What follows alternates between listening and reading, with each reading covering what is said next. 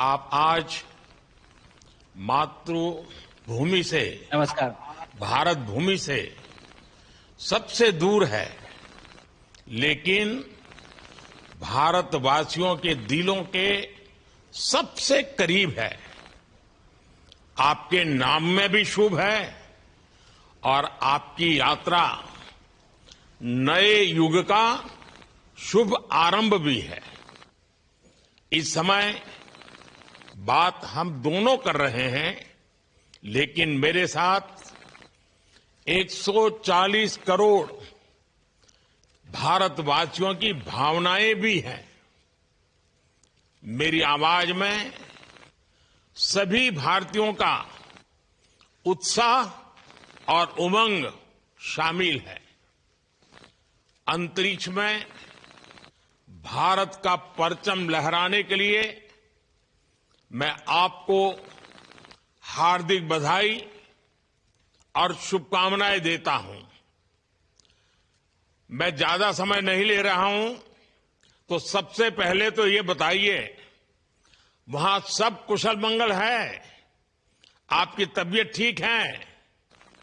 जी प्रधानमंत्री जी, बहुत बहुत धन्यवाद आपकी विशेष का और 140 करोड़ मेरे देशवासियों की विशेष का। मैं यहाँ बिल्कुल ठीक हूँ, सुरक्षित हूँ। आप सबके आशीर्वाद और प्यार की वजह से बहुत अच्छा लग रहा है। बहुत नया एक्सपीरियंस है ये, और कहीं ना कहीं बहुत सारी चीजें ऐसी हो रही हैं जो दर्शाती हैं कि मैं और मेरे जैसे बहुत सारे लोग हमारे देश में और हमारा भारत किस दिशा में जा रहा है। ये जो मेरी यात्रा है, ये पृथ्वी से ऑर्बिट की 400 किलोमीटर तक की जो छोटी सी यात्रा है, ये सिर्फ मेरी नहीं है। मुझे लगता है कहीं ना कहीं हमारे देश की भी यात्रा है। बिकॉज जब मैं छोटा था, मैं कभी सोच नहीं पाया कि मैं एस्ट्रोनॉट बन सकता हूँ, लेकिन मुझे लगता है आपके नेतृत्व में आज का भारत ये मौका देता है और उन सपनों को साकार करने का भी मौका देता है। तो ये बहुत बड़ी उपलब्धि है मेरे लिए, और मैं बहुत गर्व फील कर रहा हूँ कि मैं यहाँ पे अपने देश का प्रतिनिधित्व कर पा रहा हूँ। धन्यवाद प्रधानमंत्री जी। शुभ। आप दूर अंतरिक्ष में है, जहां ग्रेविटी ना के बराबर है, पर हर भारतीय देख रहा है कि आप कितने डाउन टू अर्थ है।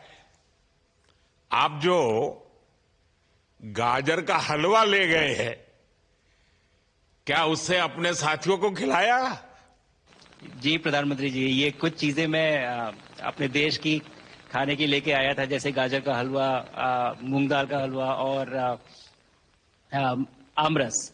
और मैं चाहता था कि ये बाकी भी जो मेरे साथी हैं, बाकी देशों से जो आए हैं, वो भी इसका स्वाद लें और चखें, जो भारत का जो रिच कलिनरी हमारा जो हेरिटेज है उसका एक्सपीरियंस ले। तो हम सभी ने बैठ के इसका स्वाद लिया साथ में, और सबको बहुत पसंद आया। कुछ लोग कहें कि कब वो नीचे आएंगे और हमारे देश आए और इनका स्वाद ले सके हमारे साथ। शुभ। परिक्रमा करना भारत की सदियों पुरानी परंपरा है। आपको तो पृथ्वी माता की परिक्रमा का सौभाग्य मिला है। अभी आप पृथ्वी के किस भाग के ऊपर से गुजर रहे होंगे? जी प्रधानमंत्री जी, इस समय तो मेरे पास ये इंफॉर्मेशन उपलब्ध नहीं है, लेकिन थोड़ी देर पहले मैं खिड़की से, विंडो से बाहर देख रहा था, तो हम लोग हवाई के ऊपर से गुजर रहे थे। और हम दिन में 16 बार परिक्रमा करते हैं, 16 सूर्योदय और 16 संन्यास, सनराइज और सनसेट हम देखते हैं ऑर्बिट से। और बहुत ही अचंभित कर देने वाला ये पूरा प्रोसेस है। इस परिक्रमा में, इस तेज गति में, हम इस समय करीब 28,000 किलोमीटर प्रति घंटे की रफ्तार से चल रहे हैं आपसे बात करते वक्त, और ये गति पता नहीं चलती क्योंकि हम तो अंदर हैं, लेकिन कहीं ना कहीं ये गति जरूर दिखाती है कि हमारा देश कितनी गति से आगे बढ़ रहा है इस समय, कि हम यहाँ पहुंचे हैं और अब यहाँ से और आगे जाना है। अच्छा शुभ, अंतरिक्ष की विशालता देखकर सबसे पहला विचार क्या आया आपको? प्रधानमंत्री जी, सच में बोलो तो जब पहली बार हम लोग ऑर्बिट में पहुंचे, अंतरिक्ष में पहुंचे, तो पहला जो व्यू था वो पृथ्वी का था। और पृथ्वी को बाहर से देख के जो पहला ख्याल और पहला जो थॉट मन में आया वो ये था कि पृथ्वी बिल्कुल एक दिखती है। मतलब बाहर से कोई सीमा रेखा नहीं दिखाई देती, कोई बॉर्डर नहीं दिखाई देता। और दूसरी चीज जो बहुत नोटिसेबल थी, जब पहली बार भारत को देखा तो हम मैप पे पढ़ते हैं भारत को, हम देखते हैं बाकी देशों का आकार कितना बड़ा है, हमारा आकार कैसा है, वो मैप पे देखते हैं, लेकिन वो सही नहीं होता, क्योंकि वो एक हम 3D ऑब्जेक्ट को 2D यानी पेपर पे हम उतारते हैं। भारत सच में बहुत भव्य दिखता है, बहुत बड़ा दिखता है, या जितना हम मैप पे देखते हैं उससे कहीं ज्यादा बड़ा। और जो वननेस की फीलिंग है, पृथ्वी की वननेस की फीलिंग है, जो हमारा भी मोटो है कि अनेकता में एकता, वो बिल्कुल उसका महत्व ऐसा समझ में आता है बाहर से देखने में कि लगता है कि कोई बॉर्डर एग्जिस्ट ही नहीं करता, कोई राज्य नहीं एग्जिस्ट करता, कंट्रीज नहीं एग्जिस्ट करती। फाइनली हम सब ह्यूमैनिटी का पार्ट है और अर्थ हमारा एक घर है और हम सब के सब उसके सिटीजन्स हैं। शुभांशु, स्पेस स्टेशन पर जाने वाले आप पहले भारतीय हैं। आपने जबरदस्त मेहनत की है, लंबी ट्रेनिंग करके गए हैं। अब आप रियल सिचुएशन में है, सच में अंतरिक्ष में है।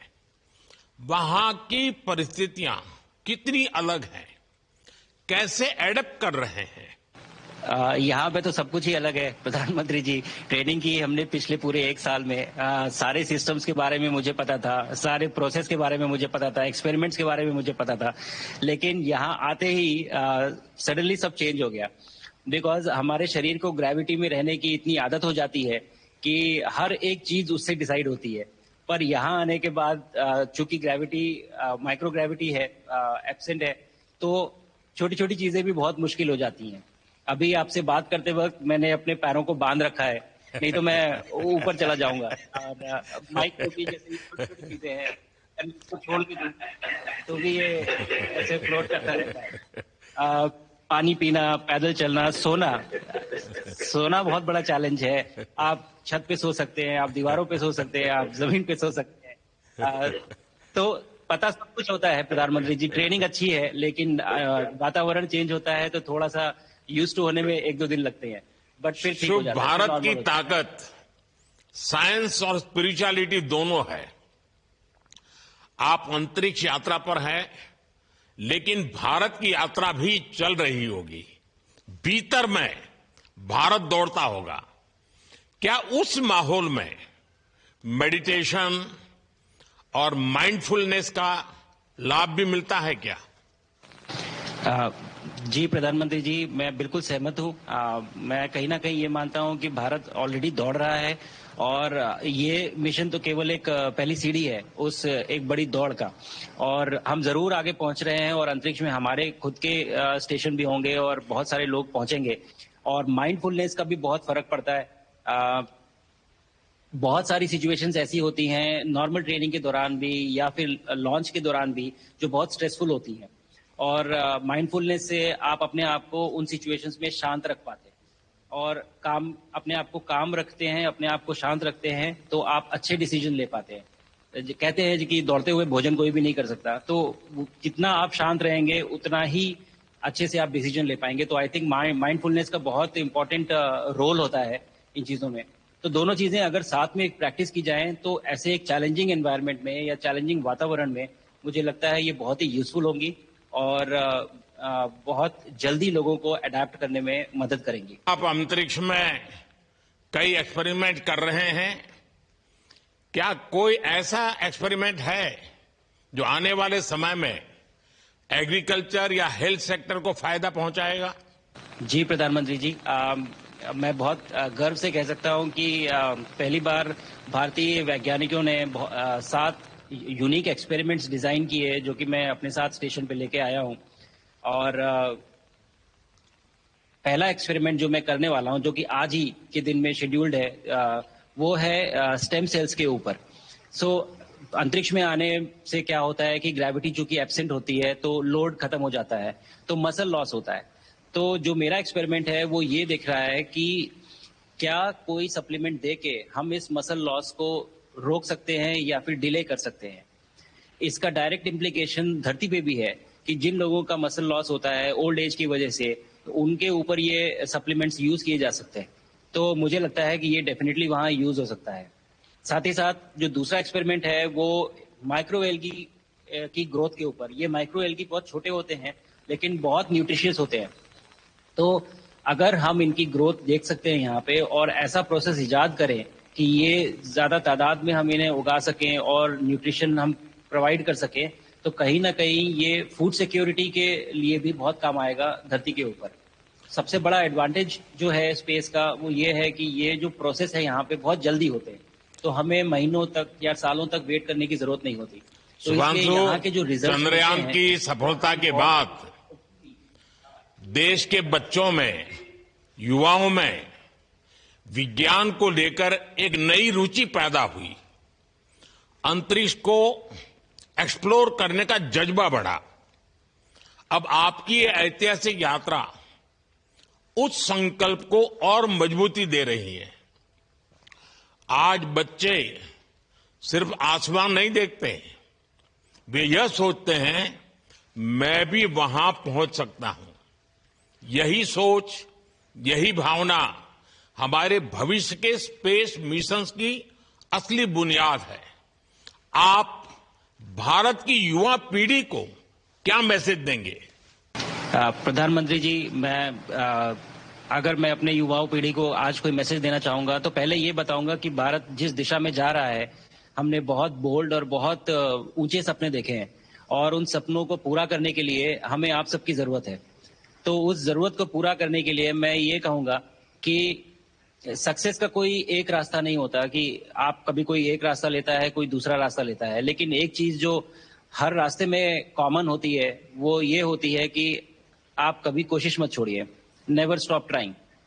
अगर आपने ये मूल मंत्र अपना लिया कि आप किसी भी रास्ते पे हो, कहीं पे भी हो, लेकिन आप कभी गिव अप नहीं करेंगे, तो सक्सेस चाहे आज आए या कल आए पर आएगी जरूर। मुझे पक्का विश्वास है कि आपकी ये बातें देश के युवाओं को बहुत ही अच्छी लगेगी। और आप तो मुझे भली भांति जानते हैं, जब भी किसी से बात होती है तो मैं होमवर्क जरूर देता हूं। हमें मिशन गगनयान को आगे बढ़ाना है, हमें अपना खुद का स्पेस स्टेशन बनाना है और चंद्रमा पर भारतीय एस्ट्रोनॉट की लैंडिंग भी करानी है। इन सारे मिशंस में आपके अनुभव बहुत काम आने वाले हैं।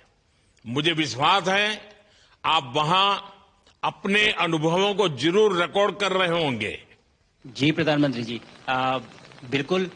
ये पूरा मिशन की ट्रेनिंग लेने के दौरान और एक्सपीरियंस करने के दौरान जो मुझे लेसन्स मिले हैं, जो मुझे सीख मिली है, वो सब एक स्पॉन्ज की तरह मैं एब्जॉर्ब कर रहा हूं और मुझे यकीन है कि ये सारी चीजें बहुत वैल्यूएबल प्रूव होंगी, बहुत इंपॉर्टेंट होंगी हमारे लिए जब मैं वापस आऊंगा और हम इन्हें इफेक्टिवली अपने मिशंस में इनके लेसन्स अप्लाई कर सकेंगे और जल्दी से जल्दी उन्हें पूरा कर सकेंगे।